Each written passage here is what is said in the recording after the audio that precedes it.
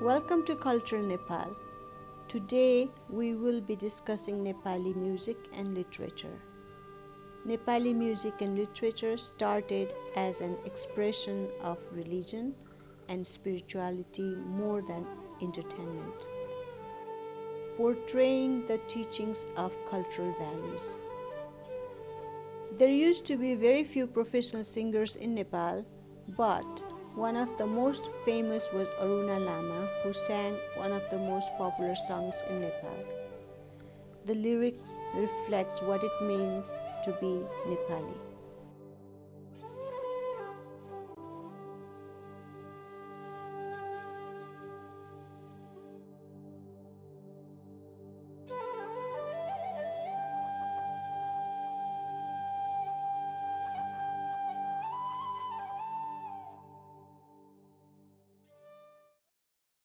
नेपाली गौरव गर्छौँ आफ्नैपनमा, घमण्डी चाहिँ हैनौँ है।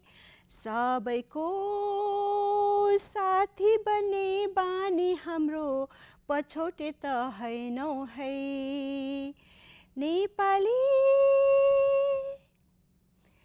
आज पनि छ धामी झाँक्री हाम्रै नेपाली, तर मरेका छैनन् ठुला ठुला वैद्य हाम्रै नेपाली।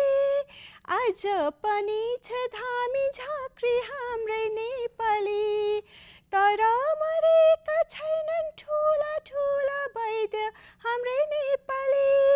निधारमा नाम्लो अडाई जीवन धाने नेपाली, निधारमै बिटा उठाई विश्व बाँच्छ नेपाली।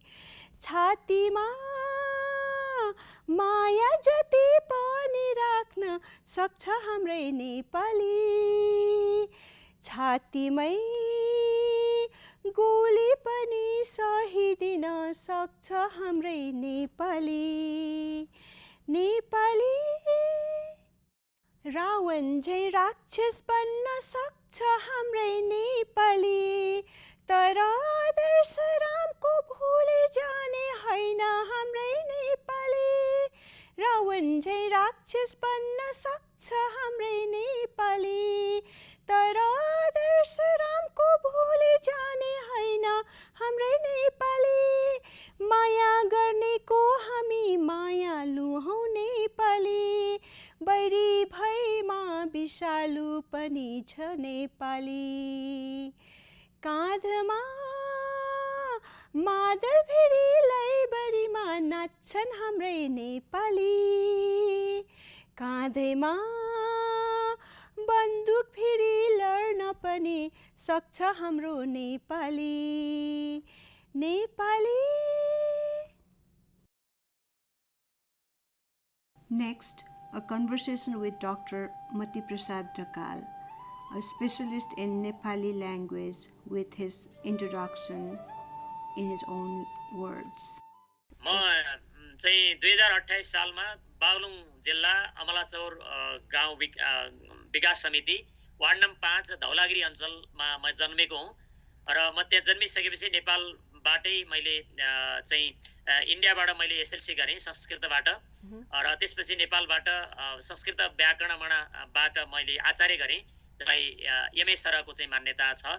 अनि त्यसपछि नेपालीबाट पनि मैले एमए गरेँ र 2067 सालमा मैले यो संस्कृतको चाहिँ पाणिनि जुन चाहिँ व्याकरण छ, पाणिनीय व्याकरणको सन्धि विज्ञानमा मैले विद्यावारिधि अर्थात् पिएचडी गरेँ र 2048 सालदेखि नेपाल संस्कृत विश्वविद्यालयमा मैले कर्मचारीको रूपमा 5 वर्ष काम गरेँ र 2053 सालदेखि अहिलेसम्म नेपाल संस्कृत विश्वविद्यालयमा सहप्राध्यापक अर्थात् रिडर पदमा रहेर नेपालका धेरै क्याम्पसहरूमा नेपाली भाषा र संस्कृत चाहिँ व्याकरण मैले अहिले पढाउँदै आएको छु र मैले विशेष गरेर लेख्ने क्रममा भानुभक्तको सन्दर्भमा 2टा किताबहरू चाहिँ मैले रिसर्च गरेर निकालिसकेँ।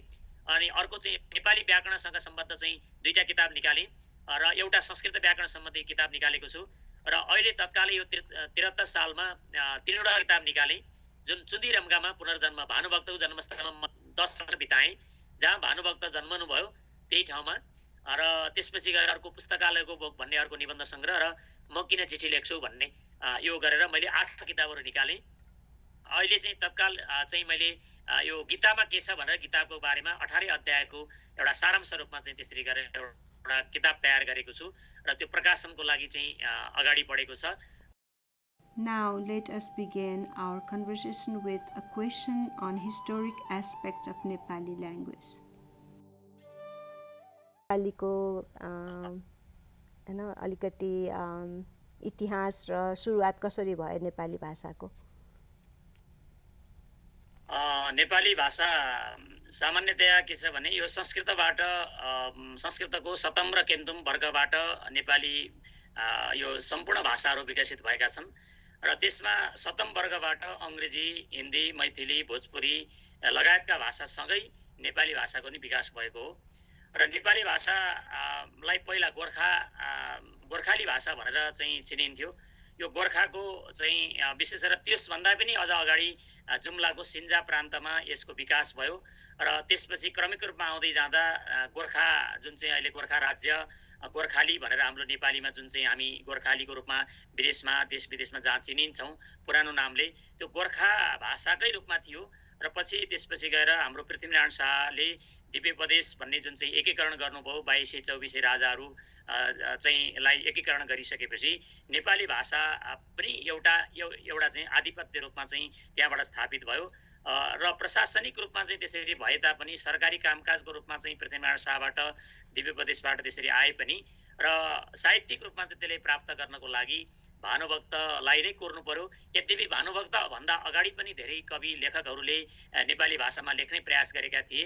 त्यसरी लेख्दै जाँदा त्यसमा धेरै हिन्दीको, अवधिको र अरू संस्कृतको धेरै प्रभाव थियो भने भानुभक्तले लोकलयमा भिजेको कुराकानी जसरी हामीले चाहिँ सहज रूपमा चाहिँ गाउँले मान्छेले चाहिँ कुराकानी गर्छन् त्यो कुराकानीको रूपमा चाहिँ एउटा भाषालाई रहेको भाषालाई साहित्यिक रूपमा उच्चता प्राप्त गर्दै जाँदा भानुभक्तबाट नेपाली भाषाको चाहिँ प्रादुर्भाव भयो, शिलान्यास भयो र त्यस कारणले उहाँलाई आदिकवि भनेर चाहिँ नेपाली जनमानसले र सरकारले तत्कालीन चाहिँ ब्रह्म शमशेरले र दार्जिलिङको चाहिँ एउटा त्यो अभियान जुन आयो त्यहाँबाट चाहिँ नेपाली भाषालाई अलि समृद्धता प्राप्त गर्यो र मोतीराम माध्यमिक कालमा मोतीराम, प्राथमिक कालमा भानुभक्त, त्यसपछि आएर आधुनिक कालमा लक्ष्मी सापकोटा, लेखनाथ पौडेल लगायतका अरू धेरै चाहिँ लेखकहरूले यसलाई समृद्धतम उच्चतममा पुर्याए र अहिलेसम्म यो भाषा जीवन्त छ र यसका चाहिँ धेरै वाङ्मयहरूमा धेरै ग्रन्थहरू धेरै फैलिएको छ। हरेक विधामा चाहिँ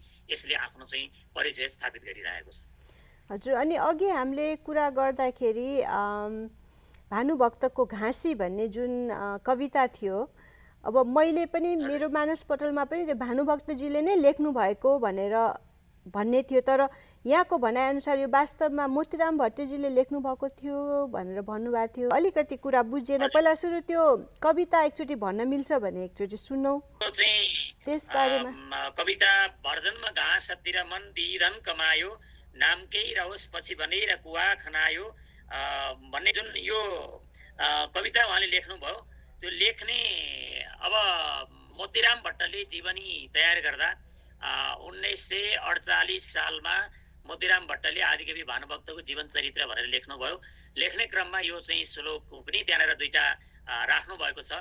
राख्दै गर्दा उहाँले यो चाहिँ भानुभक्तको बारेमा आफूले रचिएर एउटा यसरी प्रेरणा उहाँले प्राप्त गरेर चाहिँ यो कविता लेख्नु भएको हो भनेर उहाँले त्यो एउटा जुन जीवन चरित्रमा उल्लेख गर्नुभयो र पछिका धेरै लेखकहरूले यसलाई चाहिँ भानुभक्तकै हो भनेर अगाडि ल्याए र अहिले पनि घाँस बेच्ने चलन छैन भने भानुभक्तको पालामा घाँस कसरी बेचियो भन्ने एउटा आधारले गर्दा त्यो भानुभक्तको होइन भन्ने एउटा चाहिँ कारण छ भने अर्को मोह भन्ने शब्द चाहिँ भानुभक्तले प्रयोग गर्नुभएको छैन। त्यस कारणले गर्दा नि यसलाई भानुभक्तको नभनेर मोह भनेको मोतीरामले नै धेरै प्रयोग गर्नुभएको छ।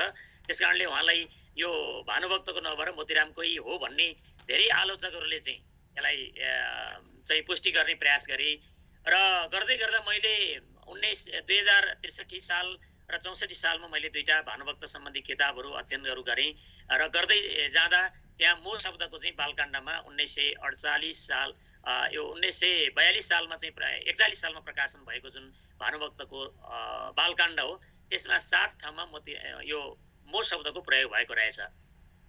जुन चाहिँ पहिलो संस्करण चाहिँ लन्डन लाइब्रेरीमा मात्रै त्यो चाहिँ सुरक्षित छ अहिले पनि, र त्यसको फोटोकपी गरेर हाम्रो चाहिँ कमलमणि दीक्षितले मदन पुरस्कार पुस्तकालयमा ल्याउनु भएको थियो, र त्यो चाहिँ मैले अध्ययन गरेर हेर्दै गर्दा त्यहाँ 7 ठाउँमा मो शब्दको प्रयोग देखियो, र मैले गरेको अनुसन्धानमा यही मो शब्दको कारणले गर्दा भानुभक्तको होइन भन्ने आधार देखिँदैन भनेर मैले त्यो अनुसन्धानमा निष्कर्ष त्यसरी प्रस्तुत गरेको छु।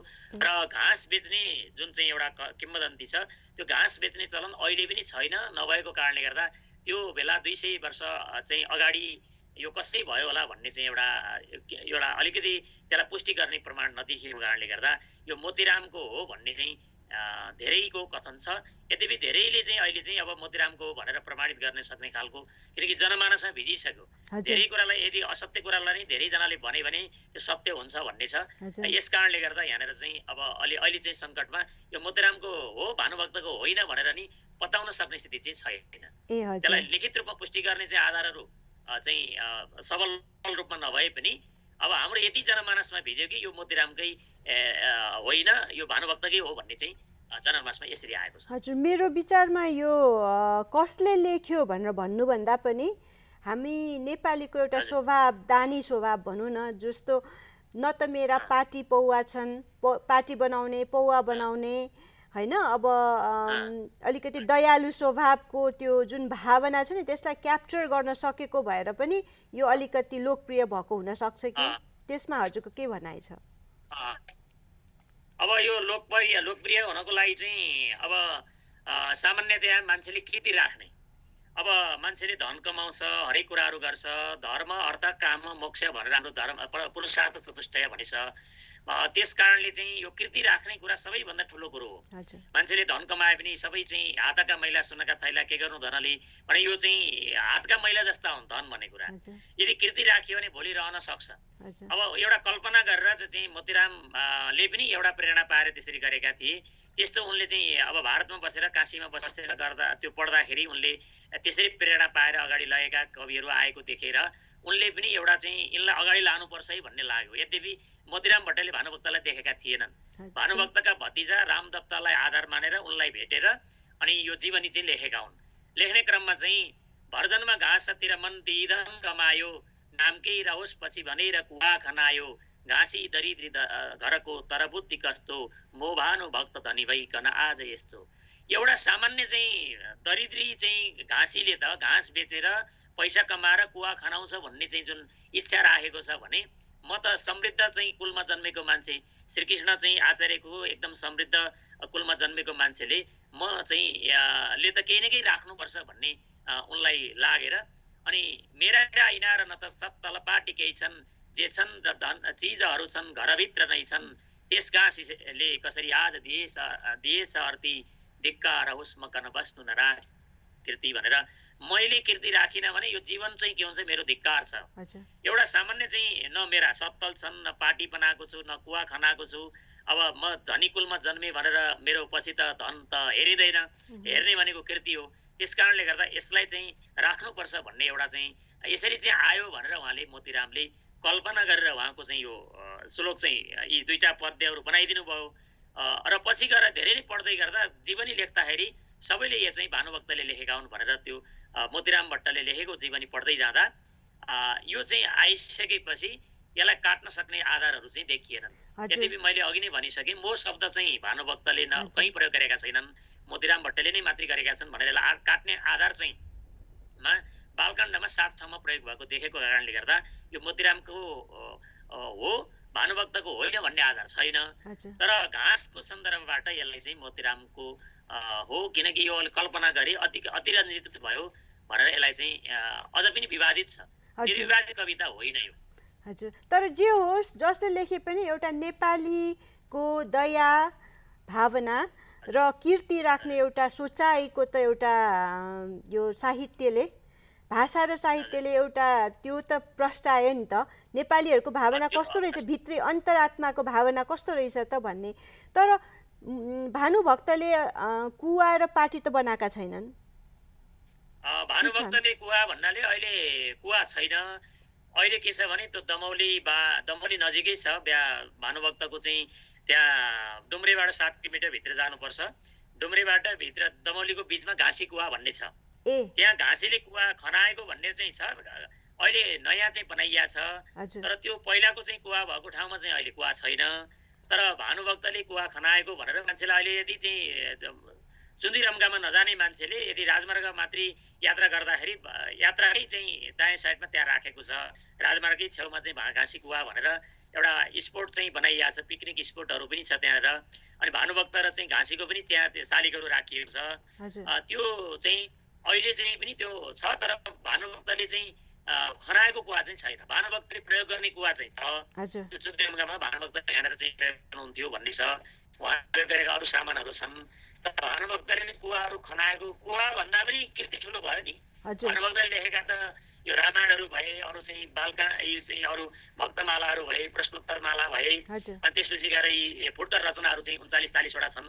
यी सबै रचना चाहिँ कुवा भन्दा पनि त्यो चाहिँ अझ राम्रो भएर त्यसरी रहे। हजुर, जो घाँसीको कुवा चाहिँ छ अझै पनि कति टाढा छ काठमाडौँबाट त्यो घाँसीको कुवा भएको ठाउँ? काठमाडौँबाट चाहिँ मुगलिन आउनुपर्छ। मुगलिनबाट त्यही डुम्रे भन्ने ठाउँ, दमौली भन्ने जुन चाहिँ तनहुँको सदरमुकाम हो, त्यहाँबाट 1.5 किलोमिटर चाहिँ पूर्वतिर पर्छ। राजमार्गकै छेउमा छ त्यो। मतलब मोटरमा जान मिल्छ, हिँड्नु पर्दैन? मोटरमै जाँदाखेरि बाटोमै ठ्याक्कै बाटोमै चाहिँ भेट्न सकिन्छ, बाहिर हिँड्नु कति पर्दैन। हजुर, राजमार्गकै छेउमा छ। हजुर। अब यो भाषाको इतिहास त बुझियो हैन, तर यो भाषाले कसरी चाहिँ हाम्रो नेपालमा सबै जनतामा एकीकृतको भावना, सद्भावना कसरी बढाएको छ त, त्यो पनि, त्यो बारेमा पनि केही अलिकति चर्चा गर्नुहुन्छ कि?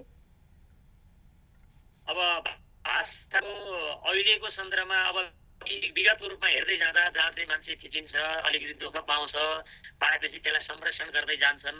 अहिले त धेरै यो संक्रमण नेपाल के छ भने संक्रमण कालको छ, 62-63 सालको आन्दोलनबाट जुन चाहिँ नेपालमा चाहिँ गणतन्त्र स्थापना भयो।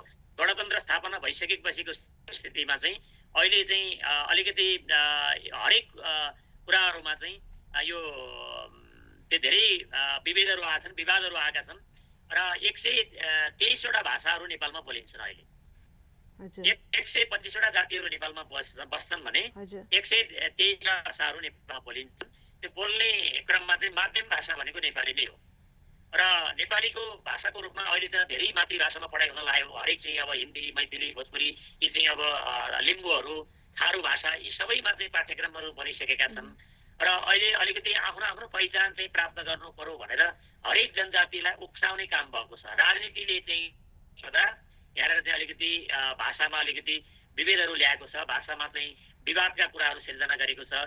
जुन हामीले लेखिराखेका वर्णमालाहरू चाहिँ घटाउने भन्ने एउटा चाहिँ त्यो आएको छ। अङ्ग्रेजीको अनुसार यसलाई लानुपर्छ भन्ने छ। यी चाहिँ आधारहरू चाहिँ के भने अलिकति निराधार हुन्, मान्छेलाई यसलाई भ्रममा फैलाउने कुराहरूले गर्दा नेपालमा अलिकति त्यो विचलित भएको मनस्थिति छ। यद्यपि अहिले चाहिँ त्यो अब क्रमिक रूपमा सर्वोच्च अदालतमा नि त्यो भाषा विवादका पारो गएका छन् र नेपाली अन्तर्राष्ट्रिय नेपाली भाषा सञ्जाल पनि गठन भएर सबै प्रबुद्ध वर्गहरू, प्राध्यापकहरू एकजुट भएर लेखकहरू यसलाई एकत्रित गर्नुपर्छ, यसको आफ्नो अस्तित्व चाहिँ बचाउनुपर्छ भनेर लागिराख्नु भएको छ। केही चाहिँ सीमित वर्ग, सीमित एउटा स्वार्थ प्राप्त गरेर त्यसलाई चाहिँ भाषालाई चाहिँ अलिकति यसलाई विखण्डन गर्ने भन्ने जे जस्ता कुराहरू आए पनि अहिले एकताको रूपमा चाहिँ यो भाषा चाहिँ अगाडि बढ्दैछ र जति यसलाई चाहिँ समृद्ध बनाउनको लागि कि अङ्ग्रेजी भाषाको आवश्यकता छ कि संस्कृत भाषाको आवश्यकता छ। अहिले कुनै पनि साहित्य लेख्नु पर्यो भने नयाँ नयाँ सूचना र प्रविधिबाट नयाँ नयाँ शब्दहरू चाहिँ अहिले आइराख्छन्। त्यसलाई नयाँ चाहिँ नाम दिँदाखेरि कि संस्कृतको त्यो स्रोतबाट जानु पर्यो कि अङ्ग्रेजीबाट जानु पर्यो। त्यसमाले अहिले धेरै जसो चाहिँ के छ भने साहित्यिक कृतिहरू लेख्दा धेरै जसो संस्कृतको चाहिँ अलि पारिभाषिक प्राविधिक शब्दहरू प्रयोग गर्नुपर्ने क्रममा संस्कृत भाषाबाट नेपाली भाषा समृद्ध बनाउने क्रममा पनि धेरै विद्वानहरू लागिराख्नु भएको छ र भाषाको रूपमा यो संक्रमण कालले गर्दा अलिकति त्यो भाषाको संशोधनमा विवाद पनि चलिरहेछ के अरे, कतिहरूले चाहिँ यो अप्ठ्यारो खालको ङ जस्तो शब्दहरू, आदि शब्दहरूलाई चाहिँ हटाउने कि भन्ने छ। त्यसमा हजुरको के भनाइ छ त? त्यसले केही अहिले के छ भने सामान्यतया यो संस्कृतमा संयुक्त अक्षरको चाहिँ वर्णन छ। संयुक्त अक्षर चाहिँ अरू भाषामा संयुक्त अक्षर नभएको कारणले गर्दा अहिले भर्खरै पढ्न लागेका सनसाना विद्यार्थीहरूलाई बुझ्न गाह्रो भयो भनेर त्यो तल्लो तहको पाठ्यक्रममा चेन्ज गर्नु, उनीहरूलाई त्यहाँ सिकाउन चाहिँ छाडेर हाम्रो के भयो भने अलिकति यो भाषामा संवेदनशीलता नभएका केही विद्वान र यो राजनीतिक प्रभुत्वबाट चाहिँ पाठ्यक्रम विकास केन्द्रमा गएका चाहिँ केही विद्वानहरूबाट त्यो एउटा भ्रम चाहिँ सिर्जना भयो। जति जस्तो चाहिँ हामीले विद्या लेख्छौँ तर यो लेखेर द्य बन्छ होइन। अब क्षेत्रज्ञ भन्ने पनि अक्षरहरू छैनन्। संस्कृतमा पनि दुईटा क स समिलित छ भन्छ, क र स मिलेर छ भन्छ, पेट 0 स र क मिलेर छ भन्छ। डिक्सनेरीमा नि ह भन्दा उता वर्ण नै छैनन्। हामीले 36वटा वर्णहरू प्रयोग गर्छौँ, गरे तापनि क र यो चाहिँ पेट 0 सबाट छ भन्छ, ज र य गोरुसिङ्गे यबाट चाहिँ अब ज्ञ भन्छ, अनि त्र भनेको चाहिँ क्र ख्र ग्र भने जस्तै तर र मिलेर त्र भन्छ भन्ने यो हामीले चाहिँ तल्लो तहमा सिकाउनु पर्नेमा त्यो माथिल्लो गएर 11-12 पढ्ने विद्यार्थी अनि बिए लेभलमा पढ्ने विद्यार्थीलाई यसरी चाहिँ नजानेको भनेर त्यहाँ चाहिँ अलिकति भ्रम सिर्जना गरेर केही विद्वानहरूले त्यो गर्नुभएको थियो। तर त्यो क्रमिक रूपमा अहिले मत्थर हुँदैछ र त्यो संशोधन, नयाँ संशोधन भनिएको कुरामा त्यसलाई अलिकति चाहिँ विवादलाई चाहिँ साम्य पारेर पुरानो अनुसारै त्यसरी जानुपर्छ, आफ्नो अस्तित्व बचाउँदै जानुपर्छ भन्ने खालमा त्यो आएको छ। हामीले जसरी उच्चारण गर्छौँ त्यसरी लेख्छौँ भन्ने हुँदैन। जस्तो डिओ भनेपछि जियो गु हुनुपर्ने, तर अङ्ग्रेजीमा त्यो गु भनेर उच्चारण गरिँदैन। त्यस्तै नेपालीमा पनि धेरै जस्तो पयाँच लेखियो, यहाँ लेखिन्छ हामीले पञ्चायत लेख्न पर्यो भने पञ्च लेख्न पर्यो भने यहाँको उच्चारण चाहिँ हामीले लेख्छौँ लेख्दाखेरि, तर उच्चारण चाहिँ हाम्रो पञ्च गर्छौँ। यस्तै तरिकाले चाहिँ विशेषण लेख्छौँ, अब यहाँ भन्दाखेरि हामीले विशेषण भन्छौँ। यस कारणले गर्दा यसलाई जसरी उच्चारण गरिन्छ त्यसरी लेख्नुपर्छ भनेर अहिले चाहिँ यकार गोरुसिङ्गे य अनि णकार तिन्दर्के ण अनि दुईटा मोटो स पेट 0 स क्षेत्रज्ञ यी वर्णहरूलाई हटाउने, अनि दीर्घ चाहिँ आइको जुन चाहिँ ई चाहिँ दीर्घ छ, उ दीर्घ छ, अनि रि दीर्घ छ, ऋषिको रिकार, त्यस्तै औ अम अहहरू पनि गर्दै यसलाई हटाउनु पर्छ भन्ने एउटा चाहिँ यो लिखित र मौखिक त भाषामा त भिन्न भिन्न हुन्छन्। त्यो भाषामा रहेको लिखित र मौखिकलाई चाहिँ खिचडी बनाउँदाखेरि चाहिँ विवाद देखिएको हो। तर क्रमिक रूपमा चाहिँ यो तल्लो तहमा पाठ्यक्रममा जस्तो चाहिँ नर्सरी तल्लो 1-2 कक्षा पढ्ने विद्यार्थीलाई त्यहाँ चाहिँ वर्णमाला सिकाउँदा यी संयुक्त वर्णहरू सिकाउन सकियो, यो उच्चारण गर्दा यति हुन्छन्, लेख्दा यति हुन्छन् भनेर सिकाउन सकियो भने क्रमिक रूपमा माथिल्लो तहमा गएर यो चाहिँ विवाद चाहिँ रहँदैन। यो क्रमिक रूपमा चाहिँ यो चाहिँ समाधान हुने क्रममा चाहिँ अगाडि बढेको छ। मेरो विचारमा त भाषाको मौलिकता आफ्नो नराखिकन त त्यो संस्कृति पनि प्रष्ट हुँदैन र भएको भनौँ न भएको विद्याहरू पनि अलिक घट्दै जान्छ, जुन हामीले गर्न सक्ने राम्रो कामहरू चाहिँ कमी नै होला। त्यसले गर्दा आशा छ अब यो नेपाली भाषाको मौलिकतालाई चाहिँ बलियो बनाएर अबको आउने विद्यार्थीहरूले चाहिँ अलिकति बढी लगनशीलता देखाउनेछन् भन्ने आशा छ। अब त्यो भनाइ अनुसार अब अहिले नेपाली भाषा सिकाउँदाखेरि केही स्तरको कुन पहिला हामीले महेन्द्र माला भन्ने पढ्थ्यौँ, अहिले के एउटा कुनै त्यो स्ट्यान्डर्ड के चाहिँ नि किताब चाहिँ स्ट्यान्डर्डाइज गरेको छ त बच्चाहरूको स्कुलमा? स्ट्यान्डर्ड चाहिँ अहिले चाहिँ के छ भने यो पाठ्यक्रम विकास केन्द्र छ सानोठिमी भक्तपुरले प्रकाशन गर्ने, जुन तपाईँहरूले पढ्दाखेरि चाहिँ पढ्नुहुन्थ्यो त्यो खालको अहिले नेपाली अब नेपाली मात्रै राखेको छ, अनिवार्य नेपाली भन्ने छ।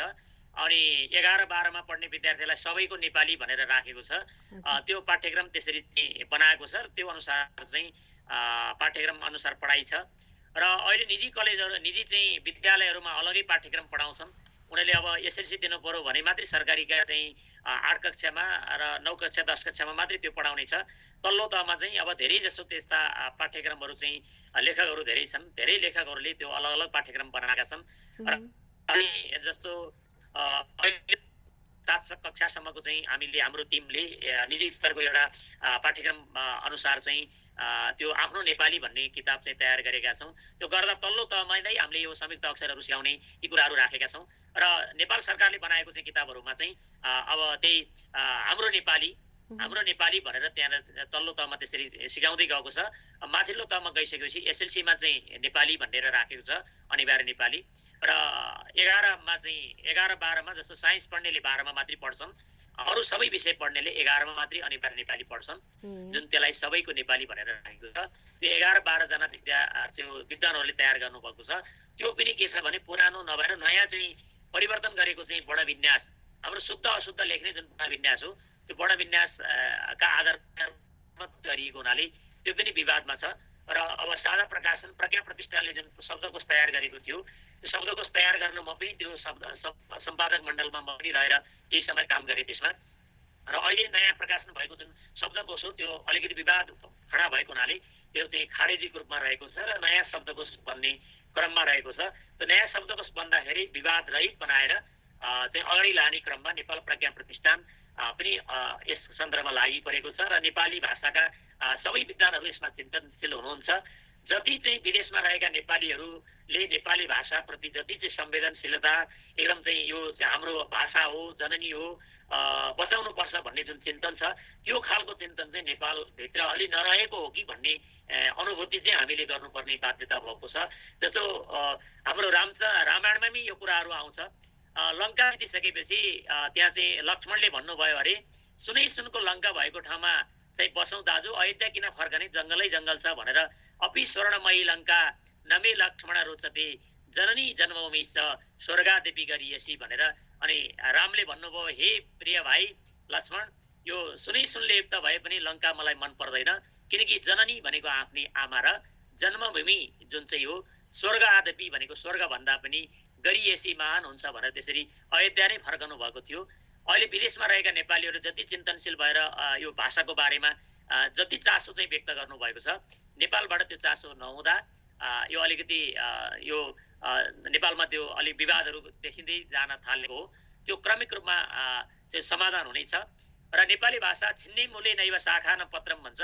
यदि जरा काटियो भने माथि हाँगा पनि पलाउँदैनन्, पातहरू नि हुँदैनन्। त्यस हुनाले यो नेपाली भाषाको जगेर्ना गर्नको लागि, मौलिकता चाहिँ संरक्षण गर्नको लागि यो हामीले प्रत्येक चाहिँ देश विदेशमा रहेका विशेष गरेर सबै नेपाली प्रबुद्धहरूले चाहिँ यसरी जागरुकता जागरण ल्याइदिनु भयो भने नेपाली भाषालाई अगाडि समृद्ध बनाउँदै जान चाहिँ सजिलो हुनेछ।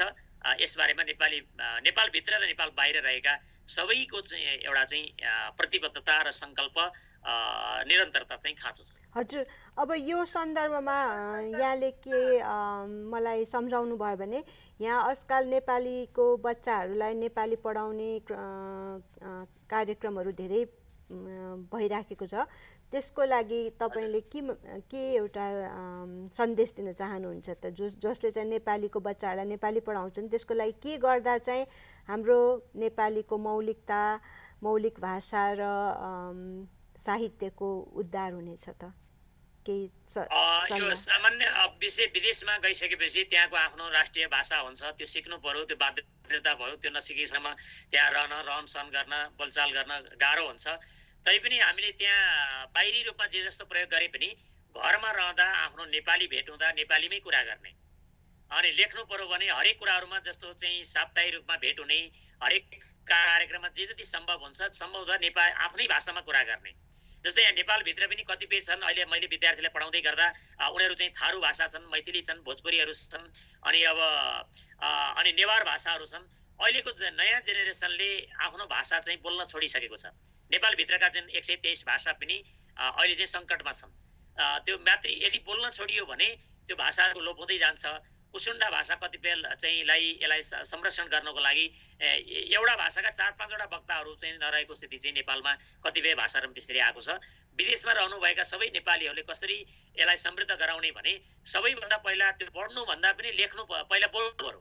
भाषामा आमा बुवासँग, दाजुभाइसँग अनि नेपाली भेट हुँदा नेपालीमै कुरा गर्ने, अनि केही लेख्ने, होइन, लेखेर चाहिँ आफ्ना अग्रजहरूलाई देखाउँदै गर्ने, त्यो गर्दै जाने। र अनि त्यहाँ भएका चाहिँ ससाना बच्चाहरूलाई सानैदेखि नेपाली बोल्न सिकाउने। अरू भाषा बोल्छन्, अङ्ग्रेजी बोल्लान्, अरू भाषा बोल्लान्, र त्यहाँ चाहिँ घर परिवारमा नेपालीमै प्रयोग गर्न सकियो भने सबैभन्दा समृद्ध एउटा पहिलो सूत्र भनेको चाहिँ कुराकानी नै हो। सानो बच्चाले जस्तो अब चाहिँ आफ्नै भाषामा कुरा गर्न थाल्यो भने त्यो मातृभाषा त्यसको त्यही नै हुन्छ, तर दोस्रो भाषा सिक्न गाह्रो हुन्छ। शुद्ध नेपाली भाषा चाहिँ कुनको आधारमा बनाउने त त्यो प्रश्न आयो के। अब अहिले जुन विवाद आइरहेछ नेपाली भाषाको होइन, उनी तिनी भन्नु सट्टा हामी त्यो भन्न बिर्सेको छौँ, पुल्लिङ र स्त्रीलिङलाई नै बिर्स्न खोजिरहेको छ। त्यसको लागि शुद्ध भाषाको नेपालीको शुद्ध भाषालाई चाहिँ कसरी हामीले आधार मानेर कुन तरिकाले चाहिँ हामीले त्यो शुद्धतातिर जाने त त्यो प्रश्न छ मुख्य चाहिँ। नेपाली नै बोले पनि हामीले कसलाई आधार ठान्ने, कुन होइन, त्यो आधार चाहिँ अलिकति प्रष्ट भएन। त्यसको लागि चाहिँ के गर्नु पर्ला? त्यो चाहिँ के, त्यो सामान्य पुरानो चाहिँ कृष्णप्रसाद पराजुलीको राम्रो रचना मिठो नेपाली भन्ने किताब छ, त्यसलाई चाहिँ मूल आधार मानेर अगाडि बढ्नुभयो भने त्यो चाहिँ राम्रो हुनेछ। किनकि त्यसले धेरै प्रभाव पार्यो। 2023 सालदेखि 2040, 50, 60 सालसम्म, 55 सालसम्म पनि त्यसले एउटा एकरूपता कायम गर्दै गयो। पुराना चाहिँ जस्तो त्यहाँ अब लाइब्रेरीमा पुराना चाहिँ किताबहरू छन्, पुरानो चाहिँ एउटा स्तरीकृत भाषा छ। अहिलेको विवादतिर जानु भएन, किनकि देवकोटा, महाकवि देवकोटाले जुन लेखे 2016 सालमा उहाँको चाहिँ मृत्यु भयो, त्योभन्दा अगाडि लेखेको त्यो समृद्ध भाषा थियो।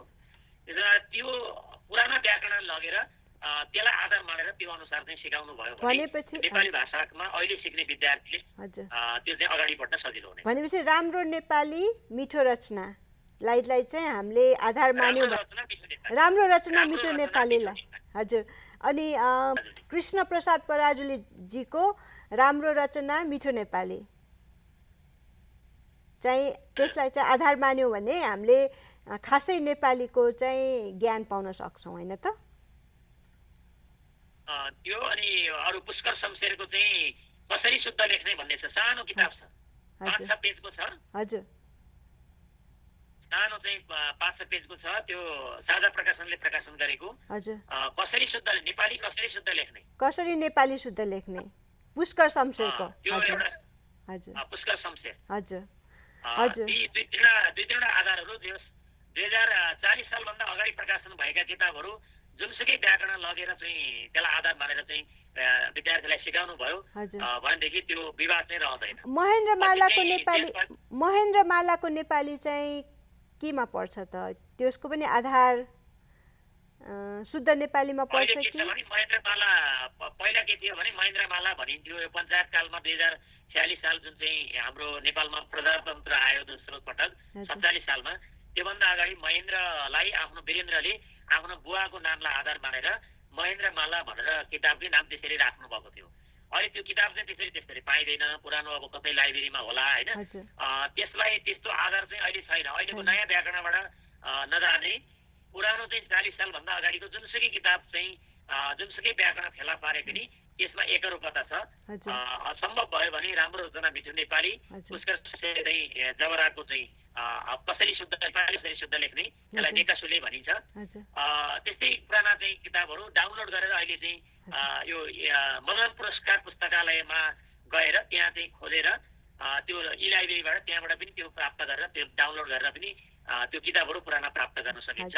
त्योबाट अध्ययन गराउनु भयो भने हाम्रा चाहिँ अहिले नयाँ जेनेरेसनले पुरानो चाहिँ भानुभक्तलाई, मोतीराम भट्टलाई, लक्ष्मीप्रसाद देवकोटा, लेखनाथ, बालकृष्ण सम, यी सबैका रचनाहरू पनि पढ्न सक्छन् र अब आउने नयाँ पुस्ताका चाहिँ रचनाहरू पढ्न पनि उनीहरूलाई चाहिँ समृद्ध सजिलो हुनेछ।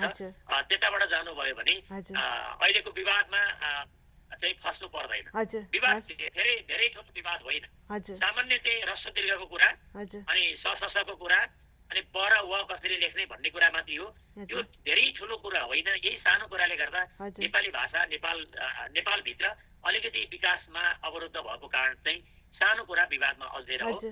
यसमा विवादमा नअल्झनु होला र अगाडि चाहिँ गएर जुन 40 सालभन्दा अगाडि 2040 सालभन्दा अगाडिका नेपाली बृहत शब्दकोश भन्ने पनि राख्नु होला। एउटा त्यो नेपाली बृहत शब्दकोश हजुर मसँग छ त्यो। हजुर त्यो पनि छ हो त्यही पुरानो हेर्नु होला। अहिले 2072 सालमा प्रकाशन भयो त्यो। अहिले नेपाल प्रज्ञा प्रतिष्ठानले खारेज गर्यो। आफैले लेखेको चाहिँ यो विवाद भयो भनेर उसले खारेज गर्यो। त्यो हुनाले पुरानो जुन छ मैले पनि 40 सालको चाहिँ राखेको छु। 40 साल पुरानो चाहिँ 40 र 58 सालसम्मका संस्करणहरू चाहिँ त्यो राख्नु होला। र अरू चाहिँ संस्कृतका स्रोतहरू तत्सम शब्द भन्छ। यहाँ नेपालीमा 3 प्रकारका स्रोतहरू छन् शब्दहरू। एउटा संस्कृतबाट आएकोलाई तत्सम भनिन्छ, अनि संस्कृतबाट चेन्ज हुँदै आएका शब्दलाई तद्भव भनिन्छ, र अरू भाषा अङ्ग्रेजी हिन्दी मैथिली अरू भाषाबाट नेपालीमा आएका शब्दलाई आगन्तुक भनिन्छ। त्यो धेरै आगन्तुक शब्दहरूमा चाहिँ अलि कसरी लेख्ने भन्ने विवाद हो। संस्कृतबाट आएका शब्दमा कुनै विवाद अहिले छैन नेपालभित्र। जसरी लेखिन्छ त्यसरी नै लेख्ने हो। गणेश लेख्नु पर्यो भने, पूजा लेख्नु पर्यो भने त्यो त्यही नै तरिकाले लेखिन्छ। यसमा कुनै पनि विवाद छैन। त्यसलाई संस्कृतको एउटा डिक्सनरी राख्नु होला। यो चाहिँ हिन्दी संस्कृत डिक्सनरी छ, त्यसलाई अङ्ग्रेजी भर्सनमा पनि त्यो निकालेको छ। संस्कृत हिन्दी डिक्सनरी, संस्कृत अङ्ग्रेजी डिक्सनरी आपटे बामन शिवराम आपटेको छ। त्यो राख्नुभयो। 2-3वटा डिक्सनरी राखेर अनि कुनै एउटा व्याकरण 40 सालभन्दा अगाडिको राखेर सिकाउनु भयो भने त्यहाँका विद्यार्थीहरूलाई, नयाँ सिक्ने विद्यार्थीहरूलाई, अनि उनीहरूले आफै खोजेर लेख्न पढ्ने गर्छन्। त्यो अहिलेको जेनेरेसन त सबै सूचना प्रविधितिर गएको छ। नेटहरूमा खोज्छन्, आफै सर्च गर्छन्, अनि डाउनलोड गरेर ती राखेर त्यसरी चाहिँ पढ्न सकिन्छ। धेरै त्यो सङ्कट चाहिँ छैन। सबैभन्दा चाहिँ तपाईँले त्यहाँ भाषालाई विकास गर्नलाई, भाषालाई जीवन्त राख्नको लागि आपस रूपमा चाहिँ बोलचाल गर्नु होला र धेरैभन्दा धेरै लेख्नु होला। लेखेर तपाईँहरू चाहिँ आपसी रूपमा चाहिँ भेटघाट हुने, भेटघाट भएन भने पनि धेरै जसो तपाईँले इमेलहरू च्याटहरू गर्नुहुन्छ भने नि नेपालीमै गर्नुहोस्। मैले सबै चाहिँ नेपालीमै चलाउँछु। नेटहरू चलाउँदा, फेसबुकहरू चलाउँदा सबै नेपालीमै चलाउँदै जाने। त्यो गर्दै गएपछि के हुन्छ, भाषा शुद्ध हुँदै जान्छ, लेखिन्छ, त्यो जीवन्त रहन्छ। त्यसरी गर्नुभयो भने विदेशमा रहे पनि नेपाली भाषा चाहिँ जन्मिरहेको, जगाइरहेको, मलदल गरिरहेको।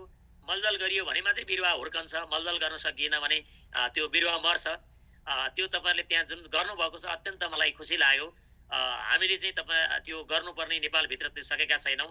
नेपाल जुन चाहिँ जहाँ बत्ती मुनि अँध्यारो भन्छ, बत्ती बालेपछि बत्ती मुनि टुकी मुनि अँध्यारो हुन्छ अरे। अहिलेको बिजुलीमा त उज्यालै हुन्छ, तर पहिला पहिला बत्ती बालियो भने टुकी बाल्दाखेरि त्यो टुकी मुनि चाहिँ दियो बाल्दा दियो मुनि अँध्यारो हुन्छ। त्यो अँध्यारा पक्षहरू नेपालभित्र केही होलान्। हामीले नै समाधान गर्ने हामी पहल गर्छौँ र तपाईँहरूले पनि नेपालमा जगाउनु पर्छ। तपाईँहरूले यसलाई चाहिँ अगाडि लानुहोस् भनेर प्रत्येक चाहिँ विदेशमा रहेका शुभचिन्तक नेपाली भाषीहरूले जागरुक चाहिँ गराउँदै जानुभयो। नेपाली भनेको नेपालभित्र मात्रै छैन, जहाँ जहाँ नेपाली रहेर छरिएर रहेका छन् त्यहाँ त्यहाँ नेपाली छ। नेपाल भनेको विश्व नै भइसक्यो। नेपाल भनेको अब जहाँ जहाँ नेपाली छन् त्यहाँ नेपाल। हजुर, अब यहाँहरू जस्तो विज्ञहरू फलोस् फुलोस् नेपालमा, अनि अँध्यारोबाट उज्यालोमा हामीहरू जान सकौँ। हाम्रो भाषालाई बलियो बनाएर सबै सद्भावनाहरू सबै पहिलाको भन्दा बढी राम्रो हुन सकोस्। अब यही भावनाका साथ आजलाई चाहिँ यो हाम्रो संवाद टुङ्ग्याउँ।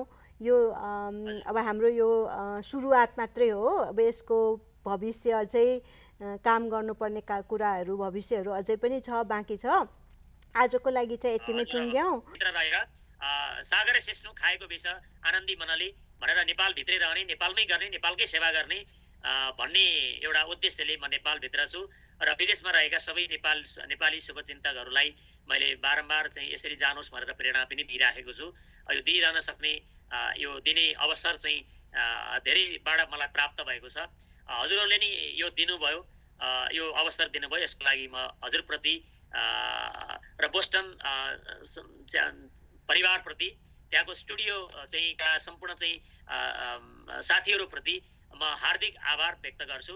यस्तै अवसर आगामी दिनमा पनि प्राप्त होस् भन्ने अपेक्षा राख्दछु। हजुर, धन्यवाद। हजुरको कामहरू जुन नेपाली भाषाप्रतिको सद्भावना, मेहनत र नेपालप्रतिको जुन इमान्दारिता, त्यसको लागि धेरै धेरै धन्यवाद। यहाँहरू जस्तो नेपालमा अरू सपुतहरू जन्म भयो भने हाम्रो समाज र हाम्रो देश सबैजनालाई भलो हुनेछ भन्ने मेरो भनाइ राख्दै आजलाई चाहिँ यतिमै टुङ्ग्याउँ।